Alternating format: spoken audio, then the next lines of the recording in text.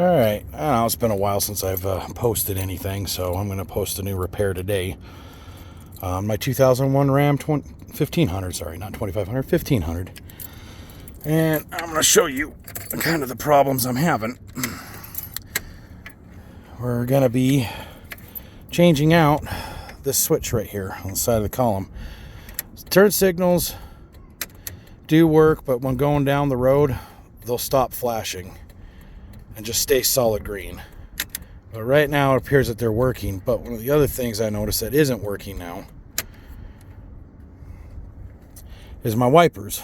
See, I have delayed wipers, and as I switch up, nothing happens. But I can get the high-low to work, but no delay. And then when you push in, it sprays but doesn't wipe. So I could think that that's a switch problem. Plus I also have a parasitic draw on this truck, drains the batteries. So from the research I've done, this thing is it. So I'm going to show you how to change this out. So the first thing you want to do, some videos I've seen on YouTube say to take this lower cover off. I've actually had this cover off just a minute ago, and I was able to take it off without taking this lower cover off.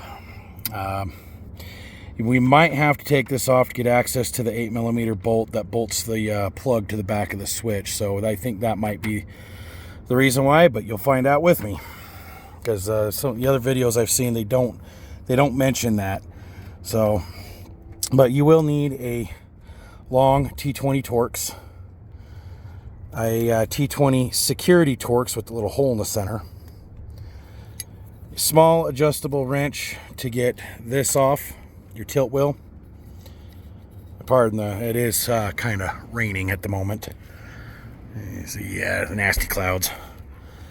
All right, and I do believe a 8mm socket ratchet. Now, on my particular truck, these screws right here are smaller. I think these are 6mm. All right, so, but you will need a long T20 standard Torx, but you can use a security bit to get into these holes right here. There's one on either side. Let me turn my ignition off, pull my keys out. But yeah, there's one on either side of this lower cover here. You will need to take out.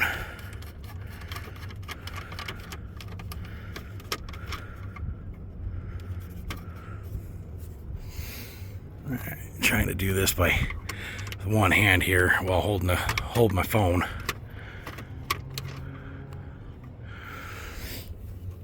And then you will have one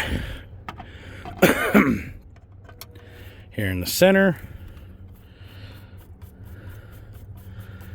You will need to remove.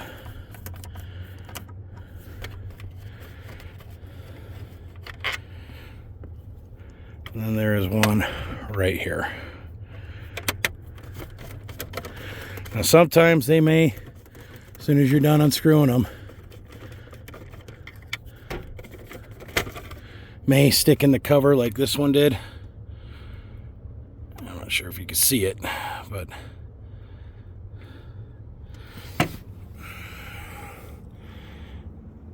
yep, it's in there. And then the other one kind of fell out. So there's your two T20 Torx.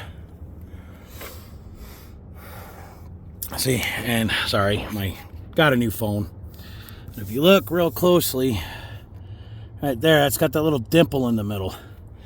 That's where you're gonna need your T20 security Torx, is what that's called. So the next thing, to get the upper cover off, you take this lever's got some flat spots on it. You will need to, sometimes you might be able to unscrew it by hand like this. This is for your tilt wheel. And if you don't mind destroying it or anything, or ruining the finish, all right, you can probably use a pair of pliers, some channel locks to get this out. You unscrew that.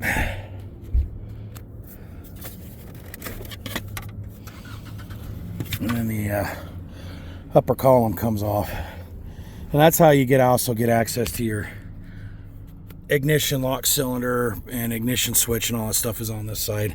But that's not what this video is about. I can't see it, I can't show you it, but there is a captured 8mm, I do believe 8mm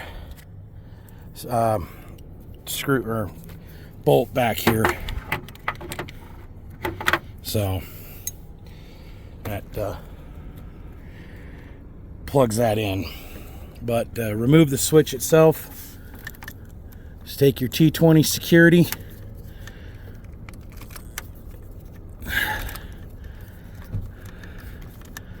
And you can loosen it just like that.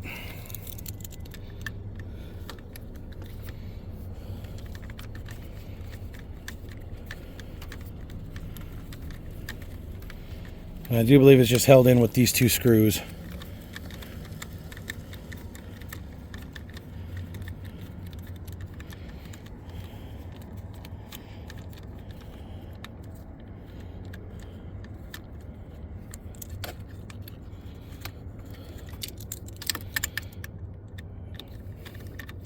Normally I would use like my quarter drive power tools on this. They're really weak ones, but I haven't used my tools in such a long time that I've been working my normal daytime job, which is a long haul truck driver, and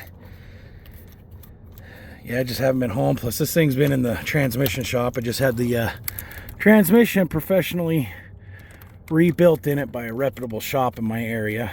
It cost me $3,100 out the door with the new front drive shaft. So unfortunately, yeah, I couldn't get any video of that.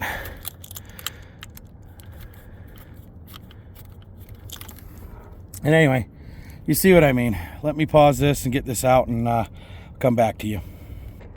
All right, so sorry about my fingers getting in the way, but yes, bring it down. You do have a 8mm Phillips in the center, 8mm hex in there, and you just unbolt that, and the plug just comes right out.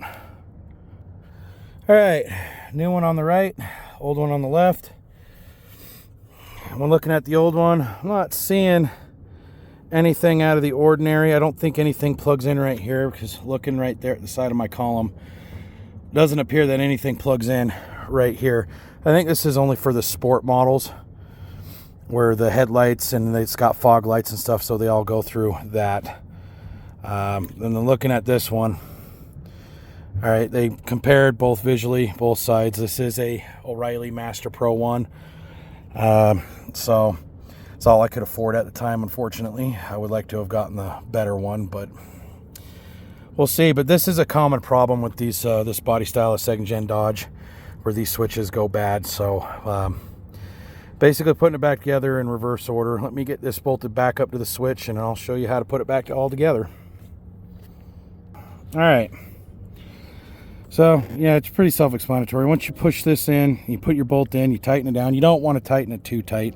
That's why I use quarter drive. And then just put it back up, align it with the two holes. Very self-explanatory. And I know part of it works because my hazards work.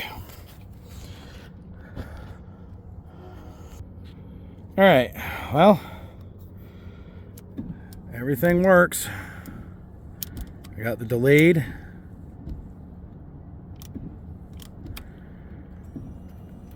I got the washer.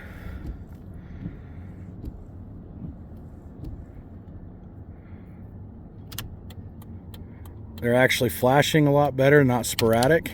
They're actually flashing evenly. And they're not staying on. And then it's pretty self-explanatory on putting the covers back on. So, just taking, slip that top back on. Just like that, and then you put the bottom on and put the 3 screws in. I don't think I need to show you that. So just a quick 10-minute video. I mean, it literally took me with just a couple of minutes, couple of times to pause the camera to use both hands. This is literally a 10-minute job. So, and the part, at least for my area, cost me about $75.